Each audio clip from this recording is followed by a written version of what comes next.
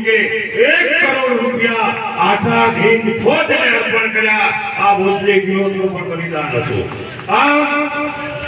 સુભાષચંદ્ર બોઝ અનેક કાર્યક્રમો કર્યા. આઝાદી ફૌજની રચના કેમ કરવામાં આવી? જ્યારે બીજા વિશ્વયુદ્ધની અંદર જાપાન અને ઇંગ્લેન્ડ સામસામે યુદ્ધ કરી રહ્યા હતા ને, ત્યારે આપણે સ્વતંત્ર હતા. આપણા સૈનિકો ઇંગ્લેન્ડ તરફથી લડતા હતા અને જાપાને છે ને આપણા સૈનિકોને કેદ કર્યા. હવે કેદ કર્યા એટલે સુભાષચંદ્ર બોઝ જાપાન સરકારને મળ્યા. જાપાન સરકારને કીધું કે મારે આ સૈનિકો જોવે છે, આ સૈનિકોની મારે જરૂર છે અને આ સૈનિકો મને આપો. અને હું આ સૈનિકોની આઝાદ હિન્દ ફૌજની રચના કરી અને હું અંગ્રેજોની સામે લડી અને આઝાદ હિન્દ ફૌજની રચના કરી. અંગ્રેજોની સામે લડ્યા, અંગ્રેજોને પરાસ્ત કર્યા. આ દેશમાંથી અંગ્રેજોનું નામો નિશાન હટાવી આ ભારતને આઝાદ કર્યો. આના ઇનામીઠા ફળ આપણે અત્યારે ચાખી રહ્યા છીએ. આ આઝાદી ફૌજ આપણા અનેક સપૂતોએ બલિદાનો આપ્યા. એ બલિદાનોના ફળ સ્વરૂપે આજે આપણે આ ભારતમાં સ્વતંત્ર ભારતનું નામ લઈ રહ્યા છીએ. માટે રંગૂનની અંદર એમની સભા હતી. રંગૂનમાં જ્યારે સભા હતી એમણે આહવાન કર્યું કે આઝાદ હિન્દ ફૌજ ચલાવવા માટે પૈસાની જરૂર પડે.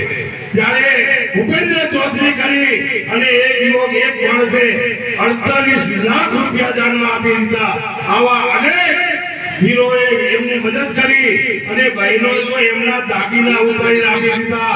આઝાદી ફૌજ ચલાવો, આ દેશને આઝાદ કરો અને આ દેશમાંથી અંગ્રેજોનું નામો નિશાન હટાવો.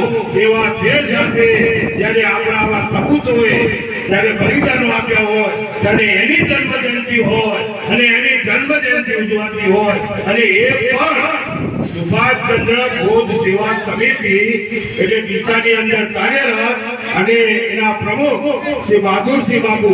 હવે હું તમને વાત કરું કે સુભાષચંદ્ર બોઝ સેવા સમિતિ શું કામ કરે છે. અનેક વિવિધ સામાજિક ધાર્મિક કાર્યો કરે છે. આપણે અહીંયા અષાઢી બીજે ભગવાન શ્રી જગન્નાથજીની રથયાત્રા નીકળે છે એ આ સુભાષચંદ્ર બોઝ સેવા સમિતિ દ્વારા નીકળે છે. આખા ગુજરાતની અંદર 3જા નંબરની જો શોભાયાત્રા નીકળતી હોય તો આ ડીસા નગરમાં નીકળે છે. સૌપ્રથમ અમદાવાદ, પછી પાટણ અને 3જા નંબરમાં ગુજરાતમાં જો કોઈ ભગવાન જગન્નાથની રથયાત્રા નીકળતી હોય તો ડીસા શહેરના આંગણે છે. અને એનો યશ જો કોઈને આપવાનો હોય તો એ સુભાષચંદ્ર બોઝ સેવા સમિતિ ડીસાના પ્રમુખ શ્રી બહાદુરસિંહ બાપુ અને રાકેશભાઈ અને અતુલભાઈ અને જેટલા એવા કાર્યકરો છે એ બધા જશના ભાગીદાર છે. વધુ નહીં બોલતા આજે આપ સૌએ સુભાષચંદ્ર બોઝ સેવા સમિતિની સુભાષચંદ્ર બોઝ સેવા એની જન્મ 128મી જન્મ જયંતિ આપ સૌ હાજર રહ્યા અને આપ સૌએ એમને ફૂલમાળા અને દીપ પ્રાગટ્ય કરી અને જે જન્મ જયંતિ ઉજવી એ બદલ હું આપ સૌનો આભાર માનું છું. અસ્તુ ભારત માતા કી જય.